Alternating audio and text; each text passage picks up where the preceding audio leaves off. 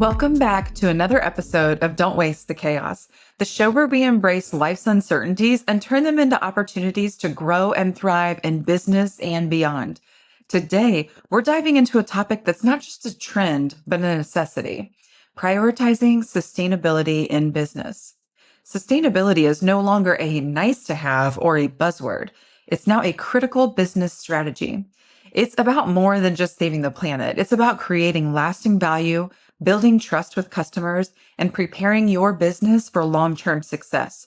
Today, I'm diving into practical steps you can take to integrate sustainability into your operations without losing sight of profitability. So grab a notebook because we're going to explore how to prioritize sustainability successfully in your business. Now, why does sustainability matter? First, let's talk about why sustainability is so important, and especially now. Couple of main things to focus on here. The first being customer demand, the second being cost savings, and the third being competitive advantage. We all know those are important. Let's dig into them a little bit more. So research shows that consumers prefer businesses that align with their values. A sustainable business not only attracts customers, but fosters loyalty. We're seeing people now niche out and be more declarative of what their business aligns with, which is attracting the right people. And I've seen this professionally and personally for myself. The more I get clear on who it is I'm trying to serve, the easier it is for those customers to find me. Now, does that mean that I'm for everyone at that point? Absolutely not, but I never have been for everyone. And so the clearer we get as a business and the more we share those things about ourselves, the more those individuals or other companies that align with us are going to attract in. Next is that cost savings. So contrary to popular belief, sustainable practices often reduce costs. So things like energy efficiency, waste reduction, and smart resource utilization can save thousands annually. And then lastly, that competitive advantage. So businesses that commit to sustainability stand out in the market, gaining a competitive edge. Sustainability is a win-win. It's good for the planet and it's good for your bottom line. But how do you start? Let's break it down. Let's jump into some practical steps to build a sustainable business. So making your business sustainable doesn't have to be overwhelming. Let's jump into some actionable steps to get you started. The first thing we're going to do is assess your current practices. I would first conduct a sustainability audit. Where are your biggest sources of waste or inefficiency inside of your ops? Look at everything from energy use to your supply chain operations. Next, we're going to set clear goals. So we started out with assessing our current practices. Then we're going to set our goals. We need to define what sustainability looks like for us in our business. Is it reducing our energy use by 20%? Is it switching to 100% recyclable packaging? Start small on this, and then you can build as you go. So we assessed our current practices. We set our clear goals. Now we're going to engage our team. We need to make sustainability a team effort. Share your goals and invite ideas from your employees at all levels in your organization. When people feel involved, they are more than likely to embrace change. And I've done episodes in the past on change management. We know this can be a struggle. So get your folks involved, get that buy-in, and they're much more likely to embrace this. Okay, so we assessed our current practices. We set our clear goals. We engaged our team. Next, we're going to partner with sustainable suppliers. You need to review your supply chain. Are your vendors prioritizing sustainability in the ways that you're wanting to? You need to choose suppliers that align with your values and with your commitments. And this might mean making a few changes, and there's nothing wrong with that. Just like I was saying earlier, if you make these changes and then you announce the why, more people who are in alignment with your values in your business are going to find you and purchase from you. And the fifth step we're going to take, fifth and final, is to measure and communicate our progress. So we're going to make sure we track our impact with measurable metrics and then share our successes with your team, with your customers. It builds accountability and it builds trust. Those are wins that we can't afford to keep to ourselves. So we know that in doing something like this and creating a more sustainable business, we're going to have challenges we need to overcome. Let's be real. Prioritizing sustainability isn't always easy, but the challenges are manageable when you approach them strategically. So let's talk about three main challenges here. Challenge 1 is going to be our initial cost.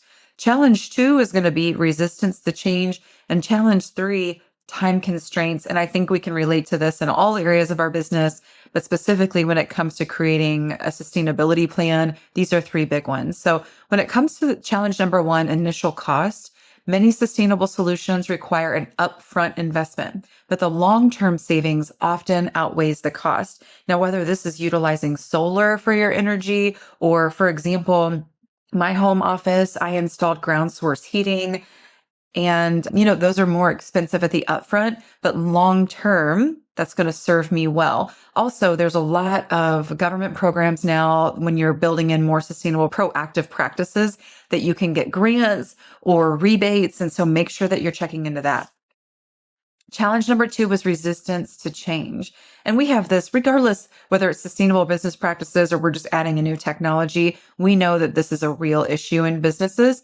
And so we know that not everyone's going to be on board right away. We need to start with small, visible wins to show the benefits. So we need to explain the why and talk about why we can't stay where we're currently at, why we have to go to the future state, what it's going to take, and what we're going to get out of getting there, making sure we're communicating along the way.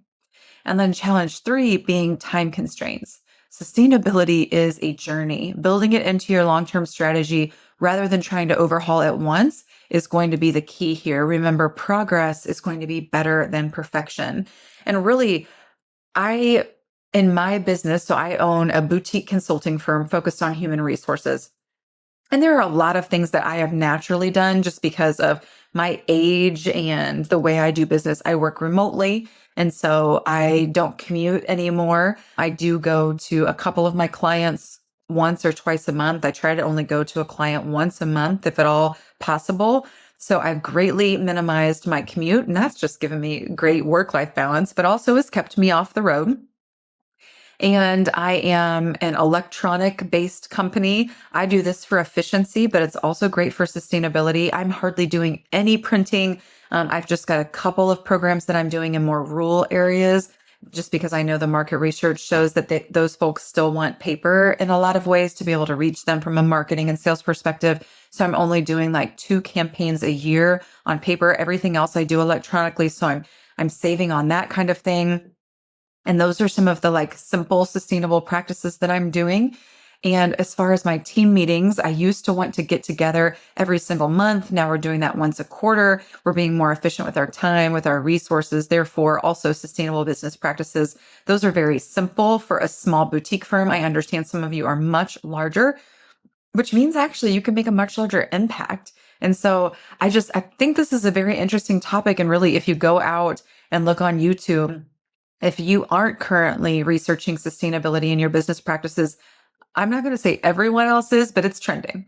A lot of businesses are taking a look at this they've already been looking at it, but 2025 is a big year for sustainable business practices. And so I'm glad this episode found you however it did, because this is a hot topic and you don't want to get left behind.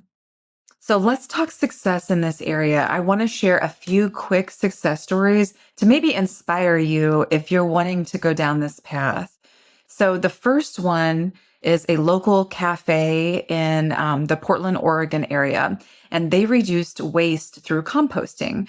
So this small cafe was focused on farm-to-table dining, and they implemented a composting program diverting all food scraps and organic waste from landfills. They partnered with a local composting service that provided bins, and that same composting service provided a weekly pickup.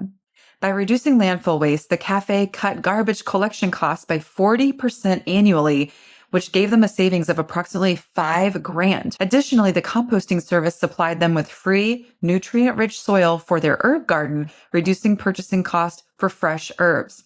Love that example of a cost savings for putting a sustainable practice into place. So let me go over another one. A boutique retail store that specializes in handmade gifts in Austin, Texas. And they switched to 100% recycled and recyclable packaging for all products and offered a discount to customers who brought reusable bags. They also educated their customers about their commitment to sustainability through in-store signage and social media. The customers appreciated the business's eco-conscious stance, leading to a 25% increase in repeat customers year over year. The store also received local press coverage, which boosted their brand visibility and loyalty among environmentally conscious shoppers. So love hearing that story about increased customer loyalty. The third example is a small cleaning company I read about serving residential and commercial clients out of Denver, Colorado. They replaced conventional cleaning supplies with eco-friendly, biodegradable alternatives, and they switched to reusable microfiber cloths instead of disposable ones. The use of concentrated refillable cleaning solutions reduced product cost for them by 30% annually. Microfiber cloths lasted longer, they cut down on waste and on supply orders. The employees reported improved efficiency as the non-toxic cleaners required less rinsing and provided faster results, allowing the company to serve more clients per day. I love that increased operational efficiency. So 3 examples: cost savings, increase of customer loyalty, and increased operational efficiency. So I think most of us think about like, oh, I'm not a business that could like go green. I'm not somebody who's maybe putting energy out into the environment or using diesel or, whatever that is. But that's not the point. The takeaway here is even small changes can make a big difference, both for the environment and for your business's reputation. So one final thought on this: sustainability isn't just about environmental impact. It's also about people. How does your business support its employees, customers, and community? Maybe consider implementing practices like remote work options or local sourcing or volunteer initiatives. When your sustainability efforts reflect care for both the planet and for people, you create a legacy that extends far beyond profits. So what's one step that you can take today? Maybe it's conducting that sustainability audit or switching to LED lighting or researching eco-friendly packaging. Whatever it is, start small, stay consistent, and remember that every step counts. If this episode sparks some ideas for your business, I'd love to hear about them. Please share your ideas with us on social media. We are on Don't Waste the Chaos on Instagram. We're on Facebook. We've got our website. We would love to keep this conversation going. And if you found today's episode helpful, don't forget to subscribe, leave a review, and share it with someone who may benefit. Let's embrace this season of change, prioritizing what matters, and lead businesses that have a meaningful mark. Until next time, remember, the best chaos is the kind that transforms us.